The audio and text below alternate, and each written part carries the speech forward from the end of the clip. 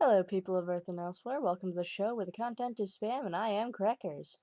Today's spam is of the seafood varieties. I will be drawing this thing called a demon lobster, and as random as that would seem, the name of the channel is spam after all.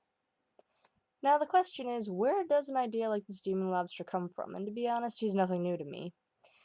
It all started way back when I was younger than I am now, and when I was even worse at drawing than I am now. And I would only really do art that other people requested or wanted to see. I wasn't very good at necessarily coming up with stuff on my own. I was always asking my friends if they had any ideas for what it was I should draw, and then one day one of my friends spontaneously says, "Demon lobster, draw me a demon lobster." Of course, I wanted to know exactly where that thought came from, but all she could tell me was that it was a plaything. For whatever reason, Demon Lobster was a joke with all the people who were in the musical that year. And I don't really see the connection because the musical was South Pacific. Maybe the lobster is somewhere connected to the ocean, which is by the the South Pacific and all that other stuff. Who knows where the demon part comes from, though? Play people are weird.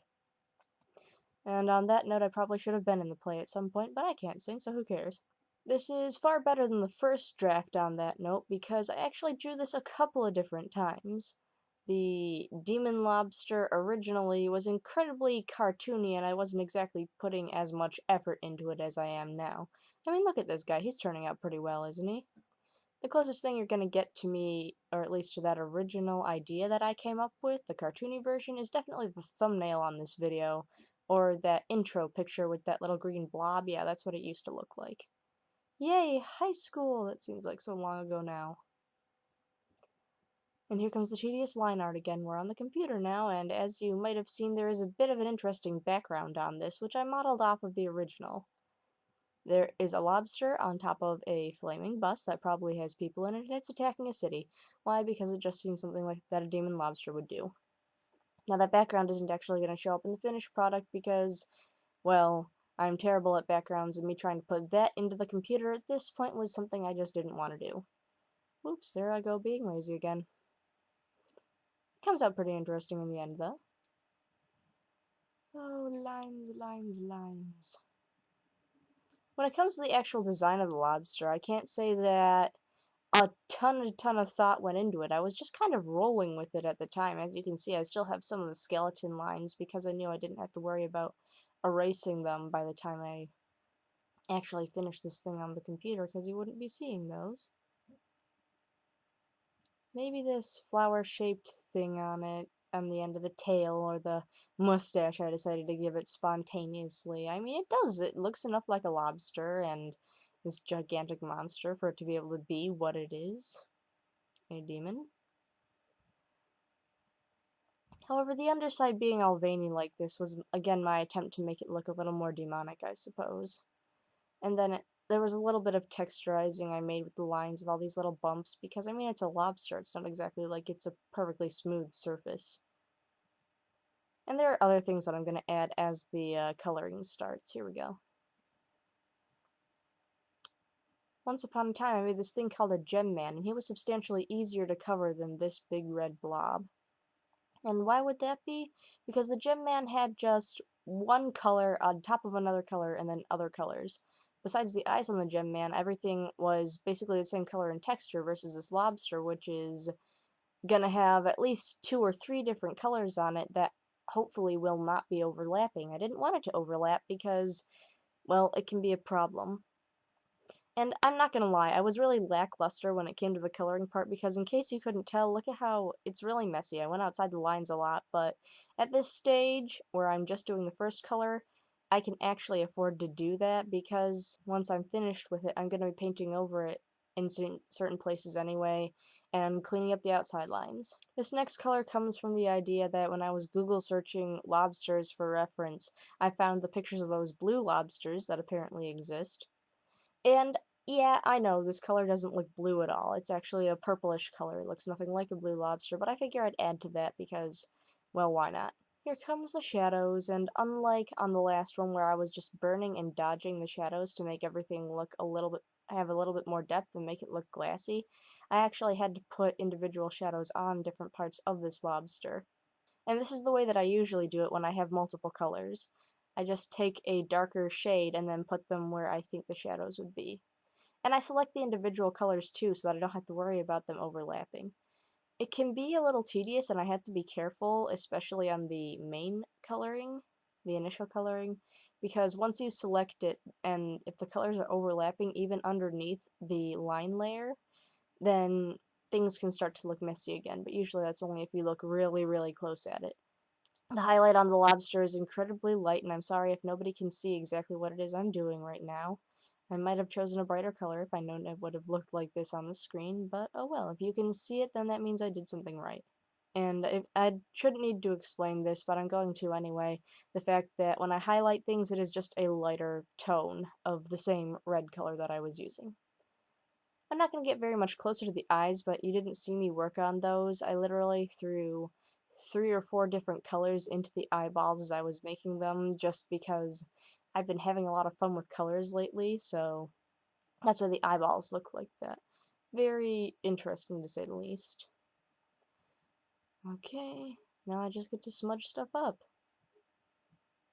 This is generally how it looks when I'm doing my art. Sometimes I don't bother with smudging things because the solid lines are just fine the way they are, and when I smudge things I have to be careful because even though one area is selected on Photoshop, the colors will still bleed together if you're not careful. Like, in a few places you might see the blue actually overlap into the red and vice versa because the smudge tool literally drags it over from behind the selection, which gets really annoying. Oh well, that's how things go. When I'm finished with this, I'll start to shade the purple part. Now, when it came to this design, I always thought that I wanted the underside to look pretty unique, I guess. I don't know, I've never really drawn an accurate-looking shellfish before, nor did I intend to really try here, as you can tell. But I wanted it to look, well, definitely kind of mutant and, non-generic, I suppose. If that even makes sense. So here I go, I tried to give it a little bit more depth, kind of like the Gem Man, but these highlights really don't accomplish that. Just trying to make it look a little less, I don't know, I just wanted to make it look interesting, I guess. I can only imagine what this would look like in a movie. I want to see, like, this should be a kaiju from Pacific Rim. That's what I was kind of imagining when I was looking at this. Obviously, it looks nothing like that, but whatever. And you'll see what this little flower thing on the tail is for. Not really, I just kind of put it there because I wanted to decorate the lobster. Ah, here comes the infamous background scene. Now, the reason why I say scene is because this is actually the second draft of the background, and it is not the finalized draft either. Like I said, I wasn't going to put the burning buildings and stuff in the background. It was somewhere between laziness and between my lack of self-confidence that said, no, I'm not going to be able to pull that off, because it was the position of the lobster on the bus as it was that really bugged me, so I didn't think that it was going to turn out very well. To make it look a little bit more like a demon, I added a bit of a smokestack to the head and fire coming out of that little flower thing on its tail, and that's what that's for.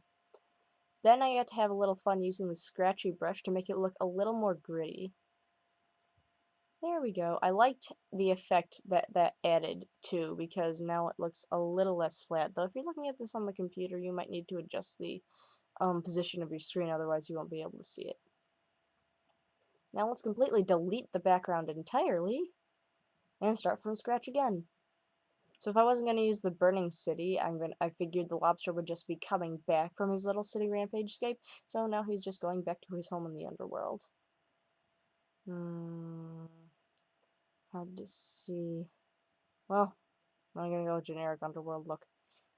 Here are some flames, and there's a little bridge around the flames, so that he'll at least be able to walk on it. He may be from the demon world, but I assume he's not entirely fireproof? Oh, who knows? He's a lobster. He's supposed to come from the ocean anyway. By the way, thank you to everybody who makes flame brushes on Photoshop. It makes my life about 5,000,000% easier. Almost finished. Add some sparkles, and there we go. I'm gonna crop him a little in just a minute. Clean him up around the edges, position him. And now we're just gonna need to put his name on here, which is not actually a name. It's just his title, I guess. It's what it is. It is a demon lobster. And I suppose I did actually manage to make it look like that. Woohoo!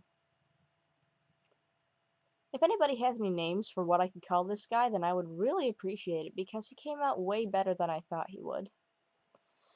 I still have the PSD for this, so maybe I'll be able to put a different background on him at some point. Thanks for watching. I'm always open to constructive criticism. If you think there's something else that I can do to make it look better or improve my art style, I'll be happy to hear it. Until then, I hope you enjoyed this little artistic endeavor. You can find this and the Gem Man both on DeviantArt in the link in the description below. And I hope to see you on the next video. Goodbye!